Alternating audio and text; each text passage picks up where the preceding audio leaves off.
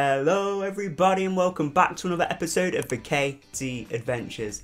Now I haven't done a theme park tips and tricks video in quite a while now, so today I thought I'd bring it back, and if you're a fan of the Disney parks then hopefully I've got some tips that are very useful for you today. And today I'm going to be covering something that I personally find the most stressful part of any trip or vacation, and that is the travelling.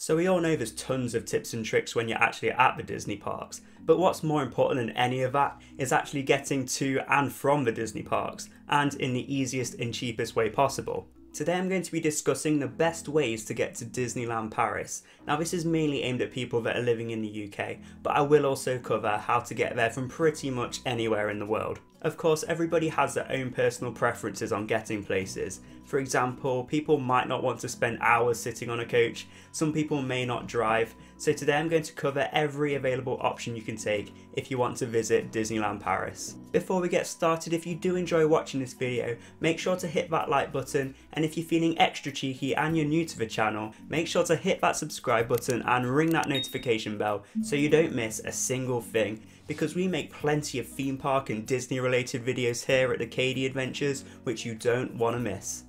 First of all, let's talk about hotels. Now there's plenty of them around the Disneyland Paris area, but the question is, which one's best? Well, it all depends on how easy you want to get to and from the Disney parks. But of course, the closer you are, the more expensive it's going to be. If you've got the money to spend on the Disney hotels, then I definitely recommend it. Not only are you super close to the parks, but also they are really nice hotels. Disney owns 7 hotels, so there's plenty to choose from if you want to stay on property. Also, don't be put off by the star rating for the Disney hotels. For example, Hotel Cheyenne, which is a Woody's Roundup Western theme, is a 3-star hotel, but I've stayed there and it's one of the best hotels I've ever stayed in. What I really like about the Disney hotels is some of the hotels are themed. Like I just said with the Hotel Cheyenne, this one is themed to Woody's Roundup. Santa Fe is themed to Cars, and Hotel New York, The Art of Marvel, is of course themed to Marvel.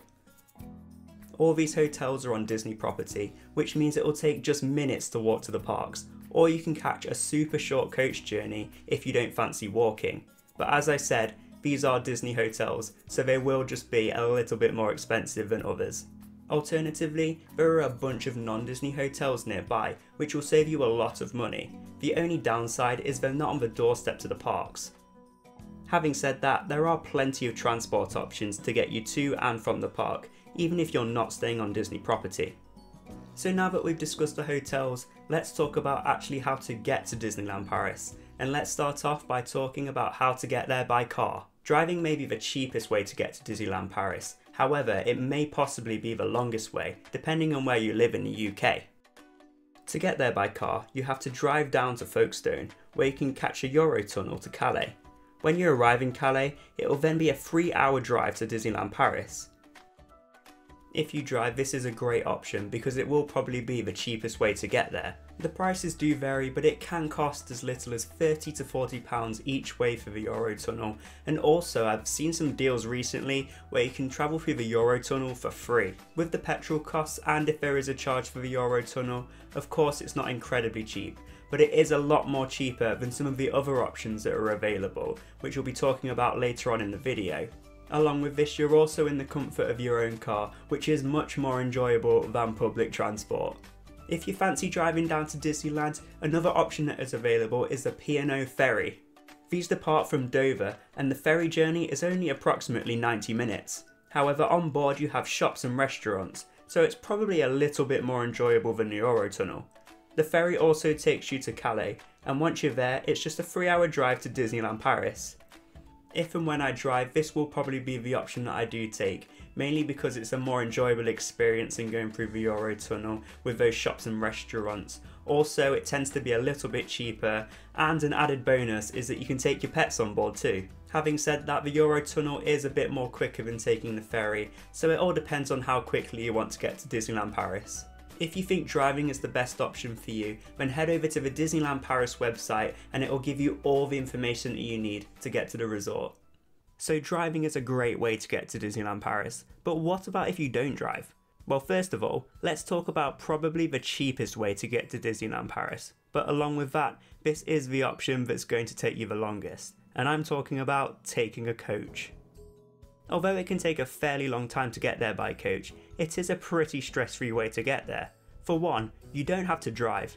2, you're taken directly to Disneyland Paris, and 3, there are over 180 pickup locations in the UK, so more than likely, you're not too far away from a pickup spot. So although this option will take you longer to get to Disneyland Paris, it's definitely the most affordable, and if you don't mind long journeys, then it's an option to keep in mind.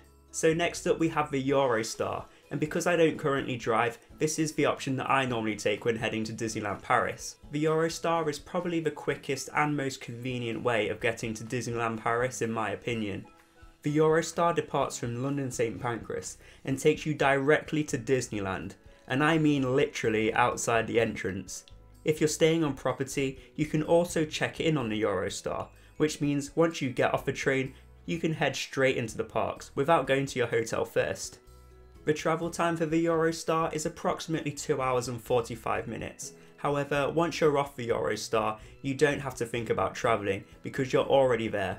So this is the perfect option if you don't drive. However, as you can imagine, it is one of the more expensive options. You can get some pretty good deals though, so it's best to check up on different dates for the best times to go. Finally, let's talk about flying to Disneyland. Now of course, if you're travelling from outside of the UK, then this is the option that you're going to have to take. Now the prices do vary, so I can't give you an exact price. If you're flying from the UK, you can get some really cheap deals, but outside the UK, I can imagine it's going to be a little bit more expensive. But if you are coming from outside the UK and Europe, then this will be your only option. However, once you're at the airport in Paris, there is a shuttle to take you to the parks, kind of like the Magical Express at Disney World. So flying to Disneyland Paris isn't all that stressful, and it is definitely a good option to think about. So those are all the travelling options and all the hotel options for Disneyland Paris. Obviously, all of the different methods of transport have positives and negatives.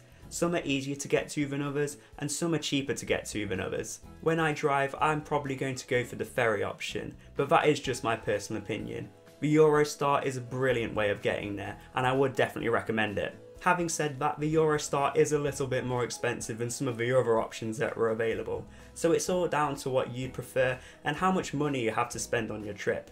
But no matter what option you go for, you're still guaranteed a magical time at Disneyland Paris. So that's it for this video. I really hope you enjoyed it, and I really hope it's helped you in planning for your next Disneyland Paris trip. I'll be doing some more tips and tricks soon, so stay tuned for those. But thank you all for watching, and I will see you in the next one.